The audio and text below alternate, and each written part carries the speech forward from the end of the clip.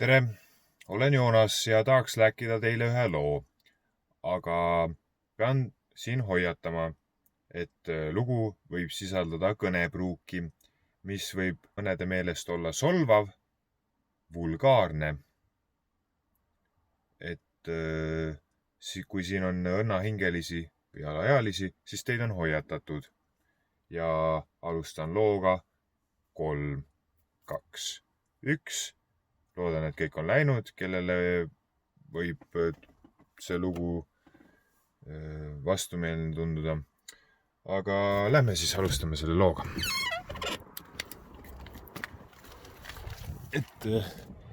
Siin on minu auto.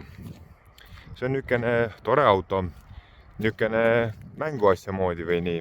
Ei saa igapäevast kasutust, et viimati sõitsin tõsisemalt veebruarikuus sellega ja nüüd olen paar kuud siis kulutanud oma aega ja raha, no põhiliselt raha, sest ise ma remondimees ei ole, auto korrastamisele. Aga tänase päeva seisuga 07.06.2020 näeb ta välja selline. Ja selle loo sisu siis nüüd tulenebki sellest situatsioonist, kuidas minu auto selline nägema välja sai. Räägin siis nüüd sellest, kuidas see kõik nüüd aset leidma sai. Lugu leidis aset siis 06.06.2020 eile. Auto peale mitme kuude pikkus siis korrastustöid sai lõpuks korda. Sattusin ise Rakveres käima, sest kogu aeg ei satu sinna ja autot parandatakse mul nii-öelda siis Tallinnast Rakverre mineku tee peal, et oli sobiv hetk, et olin ise Rakveres, auto oli korras, ootas mind seal poole tee peal, sõber oli kaasas, kes saab sõita ühe autoga kahest ja tagasi õhtul Rakverest tulles siis võtsime selle auto. Sõitsime siis kahes autos Tallinnasse ja olime siis kahe autoga teel Tallinnasse. Mina olin siis selles autos, kus ma istun, sõber oli teises autos. Plaan oli, et saame minu garaaži juures kokku, panen ühe kahest autost ära ja lähen koju. Viin sõbra koju, lähen ise koju.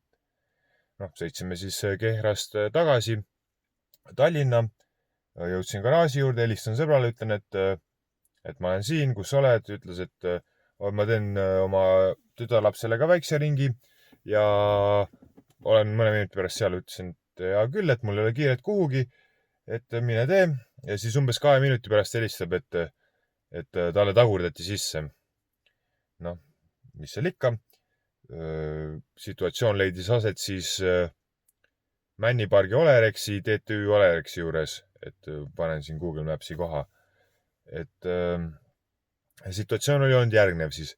Seal on niisugused topelt ülekäigurajad, niisugune suht lähestikku üksteise järel. Oli ühe ülekäiguraja taga seisma jäänud Toyota Avensis. Ja sõber siis lähenes talle vaikselt tagant, oli juba suuna sisse pannud, et hakkab rida vahetama, aga teisest rajast oli üks punane Mazda, et ta ei saanud minna. Ja samal ajal oli Avensise juht lülitanud sisse tagurpidi käigu ja sõitis täiel hool minu autole, nagu te nägite, ees sisse servaga. Sündmust nägi ka Mazda juht, kes tuli siis pärast tiiruga tagasi. Igastahes see Avensis oli nüüd minu auto sees, otsapidi. Autost astus välja üks selline hallipäine vanema moega tunnusmärkidega vanuse poolest välja nägev, nimetame teda meheks. Ma siin ei hakka ilukirjanduslikke väljendeid kasutama, nimetame teda meheks.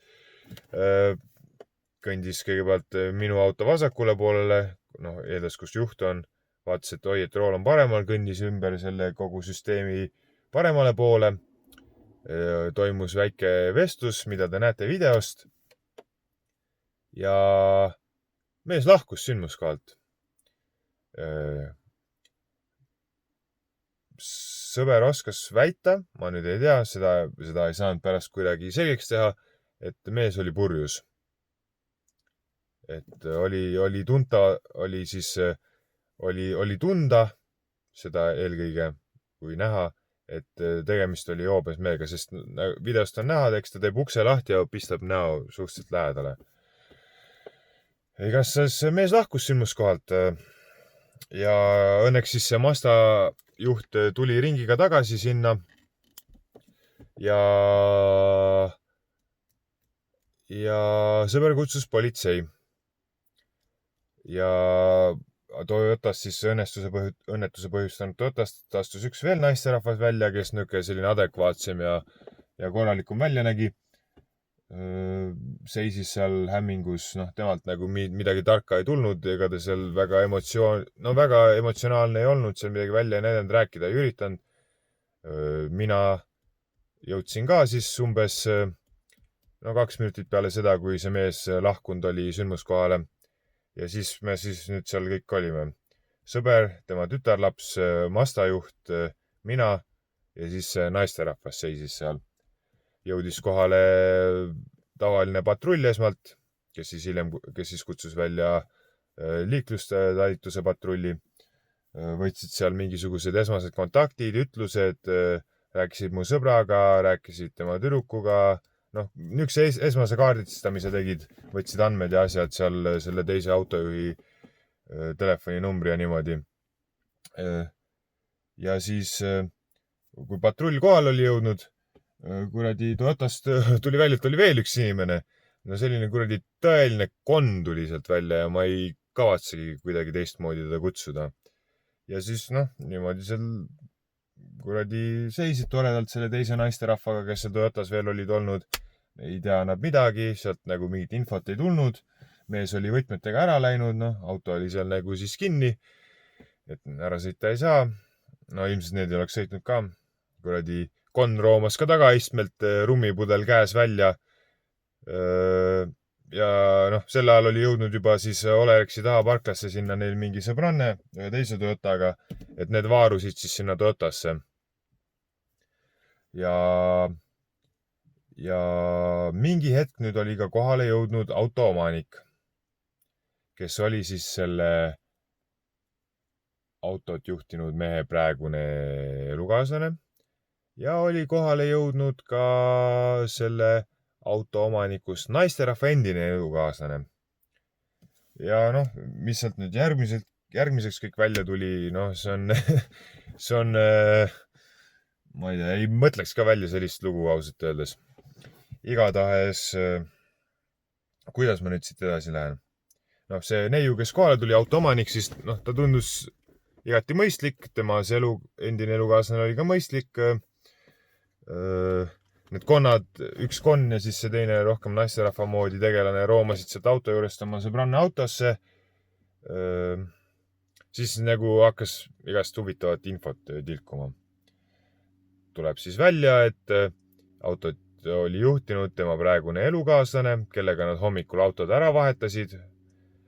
36-aastane rekkamees, kes on spioneerimises süüdi mõistetud.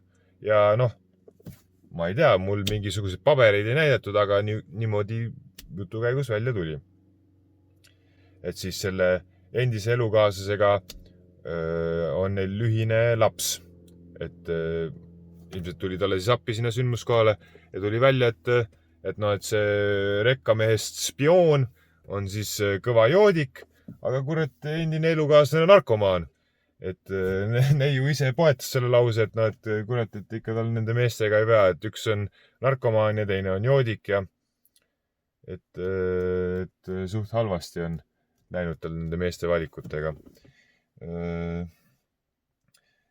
Et tegelikult seal nagu edasi midagi nii põnevat ei olnud. Kui avariigrupp kohale jõudis, siis mu sõber hüppas sisse, kirjutas sinna uue lõpukirjandi neile seal tagaistmel. Ja siis mainisin ennist, et need konn ja see naisterahvas olid vaarunud sinna oma sõbranne Toyota juurde ja siis hakkas seal nagu teatejooks, et meil on nagu mingit infot hakkas tilkuma seal, et käis see neiu seal tagasi, seal ja siis ta tuli tagasi ja sõitis minema ja siis käis see endine elukaaslane seal tagasi ja siis hakkas niisugust infot tulema, et kuskilt ilmusid välja autovõtmed, seal vist isegi mingi takso tuli kohale. No ma nii väga jälgin, no mis ma teha saan, eks mul ei ole mõtet vahtida ju, sellest ei ole mingit kasu. Ma ei ole mingi vahtija. Igastahes mingi takso tuli, kuskilt ilmusid välja autovõtmed. Keegi muidugi mitte midagi ei tea, keegi ei tea, kes see mees oli, kus ta on, mis ta on, kes ta on. Räägin just nendest teisest kahest autos olnud inimesest. Ja siis tilkus sealt väikest infot, et et mees tagasi kindlasti ei tule. Võtmed tulid välja, eks, et neiu ikka minema sõita saaks. Ja seal kohe hakati skeemitama, et selle endise elukaaslase kaudu siis jõudis meieni selline väide, et seal nüüd keelitatakse, et kurat, et ei tea midagi, ei tea kedagi, ei tunne, ei ole näinud, ei ole teinud, et kõik maha vaikida, et võimalikult maha vaikida, sest kui ma õigesti aru saan, siis kui mees autost välja hüppas, siis esimese asjana pakkus mu sõbrale raha. Ilmselt tal, kui oleks 6000 eurot seal mulle koha peal ülekandena kätte laduda olnud, siis oleks võinud ju maha vaikida. Aga ilmselt tal seda ei olnud ja mu sõbral ka seda teha plaanis ei olnud.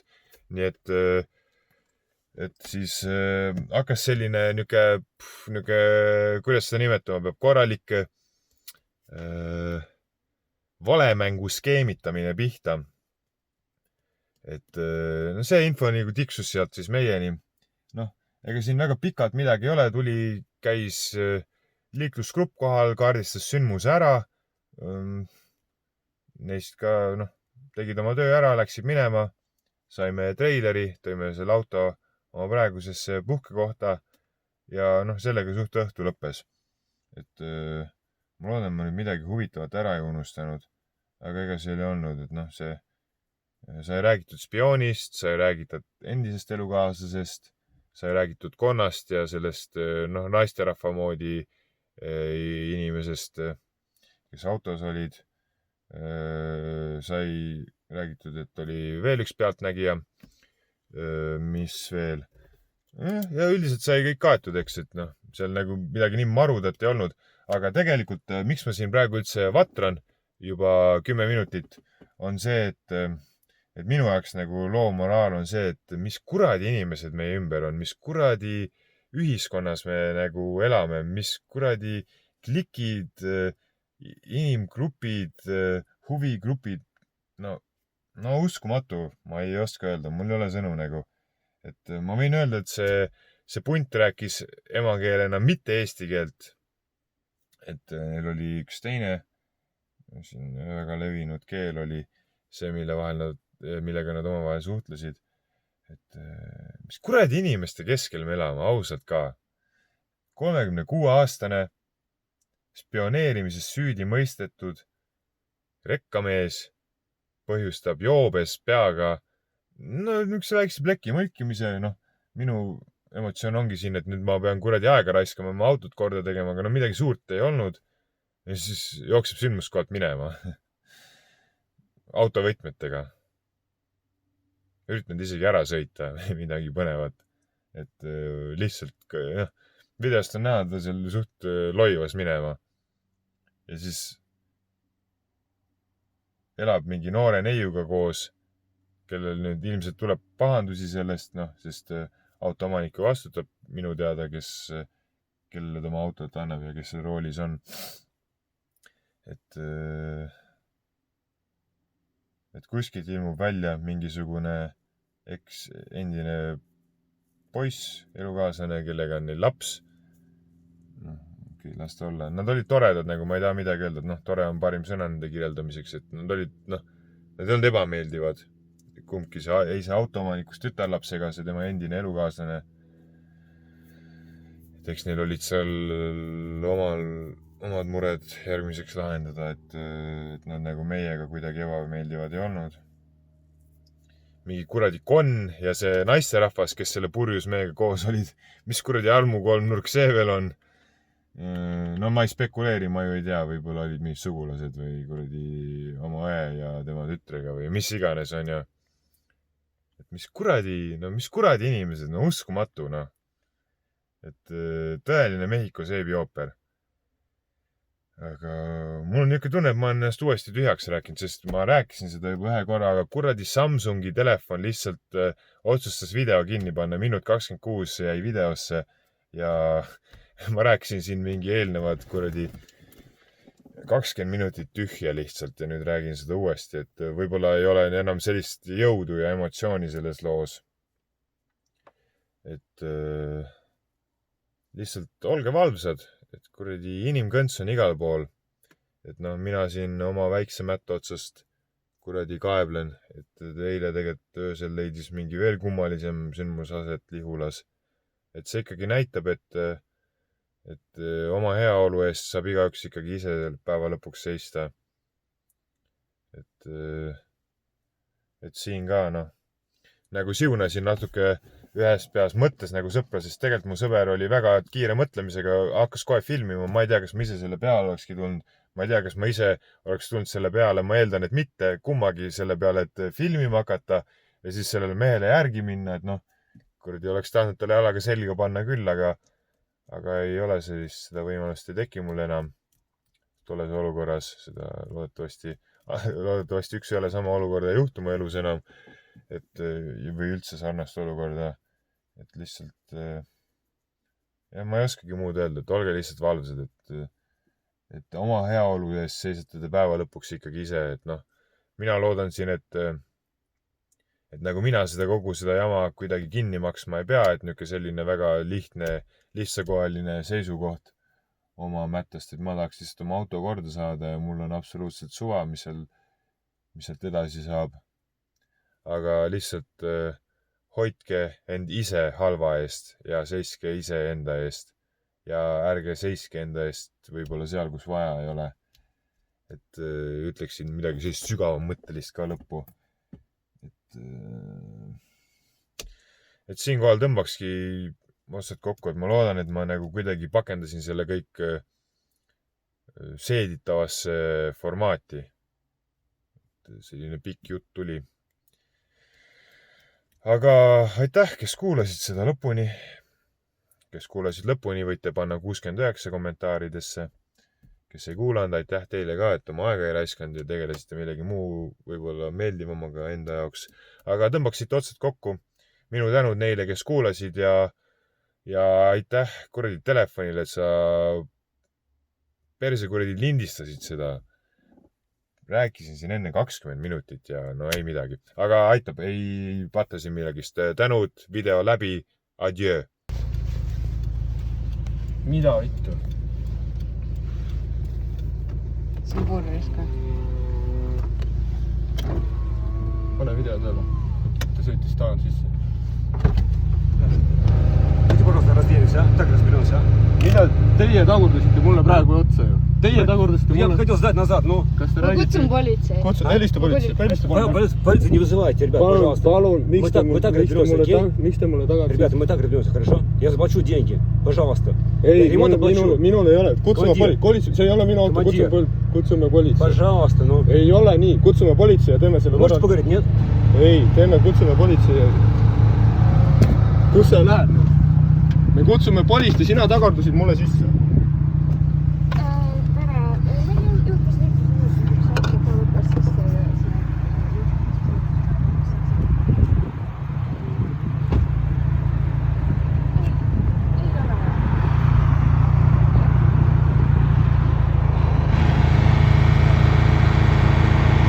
ole. Täitsa putsis oled sa.